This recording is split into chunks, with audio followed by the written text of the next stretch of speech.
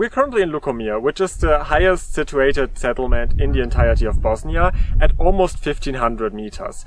And this is also one of the only places in the entire country that doesn't have public transport. Which, if you look at the roads, you understand why no bus could come up here to begin with. We had a private driver, this is the only place we didn't want to drive to, and I'm gonna include some of the road footage in a bit, so you can understand why we didn't want to drive this, and why we were also a little worried about our driver while driving up, because he also does have a normal car, and this isn't a road made for normal cars, you can barely call it a road in some areas. Since the so-called road extension, according to Wikipedia, even though I'm not exactly sure which road was extended, that happened in 2004 apparently, it's become quite a big tourist destination. And since 2010 lodging is possible, and ever since then the tourism industry tries to market this place as the idyllic mountain village to visit. But if you're coming here and you're not getting a driver but you're getting a rental car, I would definitely recommend you to plan ahead a lot to make sure you find a company that is actually willing to rent your car, because that's what happened to us. We wanted to get our car ourselves, and then they were like, on that road you won't get a car for yourself, you only get it with a driver, which is fine by me, but not everybody can afford that, so plan accordingly, with enough time. Even though Lukomir is the most remote location in the entirety of Bosnia, it has all necessary amenities, like telephone lines, a sewage system, water, electricity. If we ignore the fact that, first of all, there's probably no way to shop products up here, and also the roads are, as you know, super terrible. Even hiking somewhere to buy something would take you hours.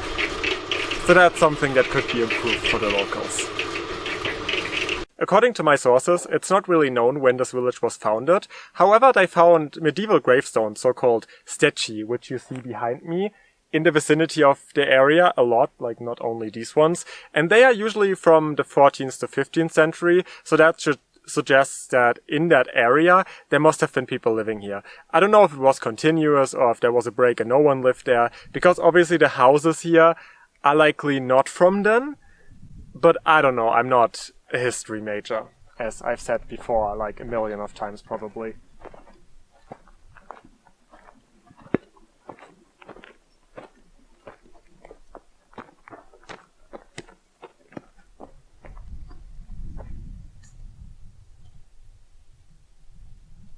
In the last census before the war, in the year 1991, the village was reported to have about 145 inhabitants, whereas nowadays, according to the English Wikipedia, it's only 81 inhabitants, but then the Bosnian Wikipedia article says it's only 13, so I'm not exactly sure.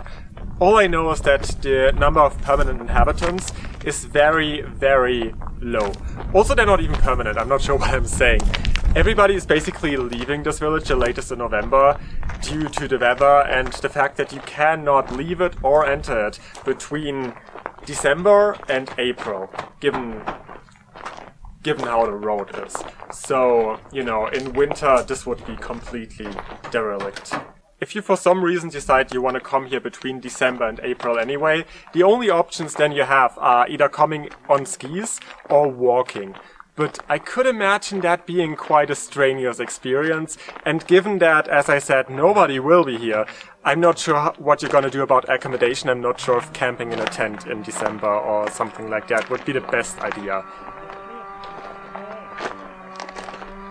From what I know, the main economy up here is livestock, which also explains why it's only inhabited from spring to autumn. But also the inhabitants now can make a little bit of money by selling tea, artisan products, or simple dishes to tourists that come up here, but that doesn't happen in masses as of now.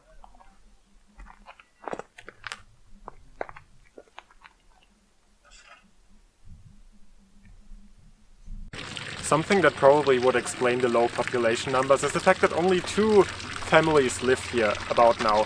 Which then again the question would be, why is it only 2 families? I have no idea. All I know is that the current inhabitants are the descendants of former shepherds that were living in the area for a very, very long time, which is also why keeping sheep is still one of the most important economic things that goes on here. And from what I know, the meadows surrounding the village can fit about 4,000 sheep, which is a lot for either 13 or 80 people, however many there are living now. Which I would rather go with the 13 if it's only 2 families, because 80 people in 2 families sounds like a lot.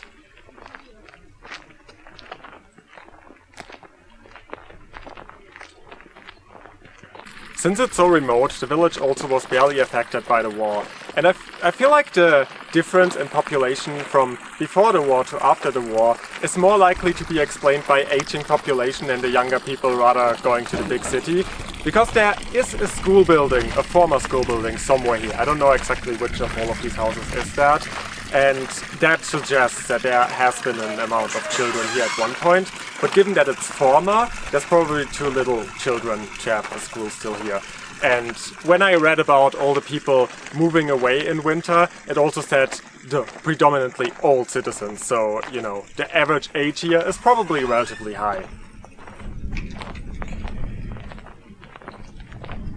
As a whole, Lukomir has a very unique architecture. It's basically consisting of stone houses that are covered with either beech, oak or fir shingles, but some of them are a bit different from that, like you also have metal-ish roofs, you have more modern looking roofs, but in general they all look very similar and very unique, I would say, even though I said unique before, I'm lacking words sometimes. Links rum oder gerade durch?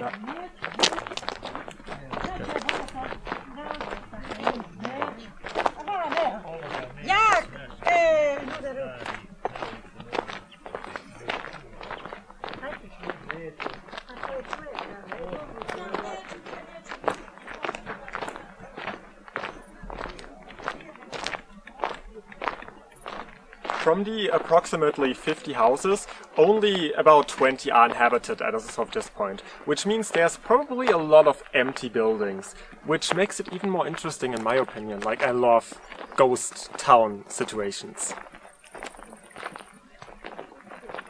Even though granted, historically seen, it's kinda sad when a town becomes a ghost town.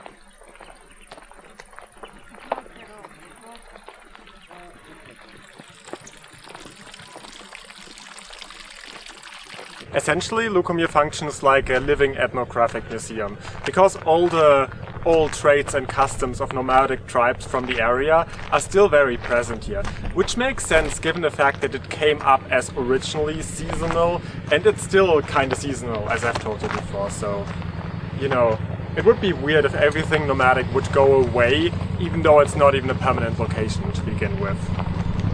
These kind of houses are really crazy to me, and from the way this looks like, I'm not even sure if this was ever a residential building or more like a storage for food or something like that. Especially because at some websites I found a list saying there's like 40 residential buildings but also 40 commercial buildings. I'm not sure what they mean by commercial buildings, but maybe they mean food storage, like shepherd stuff.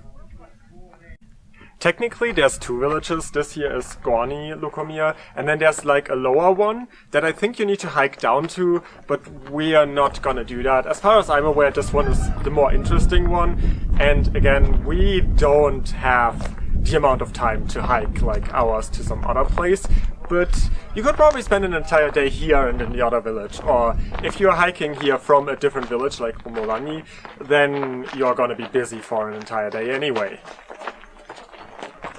Oh, there's a mosque. Honestly, every corner of this village is fascinating to me, no matter which area I go to, so I can just wholeheartedly recommend coming here.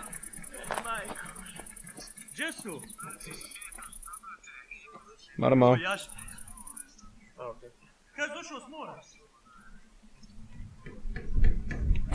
I've been frankly dreaming of visiting this place ever since I came first to Bosnia in 2017, but as I said, it's very hard to reach, so I just had no possibilities, and I'm very happy that we did this entire trip like we did it.